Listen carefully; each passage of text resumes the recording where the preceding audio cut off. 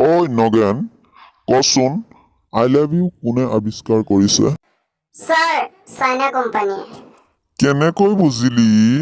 sir ইয়াৰ কোনো গ্যাৰান্টিও নাই ওয়াৰেন্টিও নাই টিকিলে গোটেই জীৱন টিকিব আৰু নিটিকিলে দুদিনও নিটিকে আচ্ছা নগেন চোৰ সম্পৰ্কে এটা ভাল উদাহৰণ দেচোন স্যাৰ চোৰ পলালে বুদ্ধি বাঢ়ে গতিকে নিজৰ বুদ্ধি বঢ়োৱাৰ কাৰণে চোৰক সদায় পলাবলৈ সাহায্য কৰি দিব লাগে আচ্ছা নগেন কচোন আটাইতকৈ সুখ আৰু আনন্দত থকা প্ৰাণী কোনটো হাতী স্যাৰ কি হাতী কেনেকৈ হ'ল আকৌ স্যাৰ আপুনি নাচায় নেকি হাতীয়ে সদায় সুখ আৰু আনন্দত দুটা দাঁত ওলায়েই থাকে আচ্ছা নগেন কচোন আপেল গছৰ ওপৰৰ পৰা ওপৰত নগৈ তলত পৰি যায় কিয় স্যাৰ ওপৰততো আপেল খাবলৈ কোনোৱে নাই সেইকাৰণে মাটিত আহি যায় যাতে মানুহে খাব পাৰে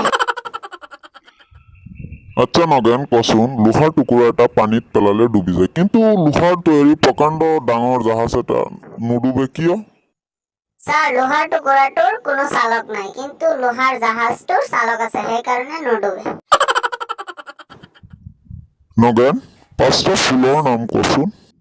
স্যাৰ আপোনাৰ ছোৱালী দেখাত বিউটিফুল হাঁহিলে লাগে ৱাণ্ডাৰফুল ফিগাৰটো কিন্তু হাউচফুল মোৰ নাম আশৰাফুল মোৰ শহুৰ চাৰিফুল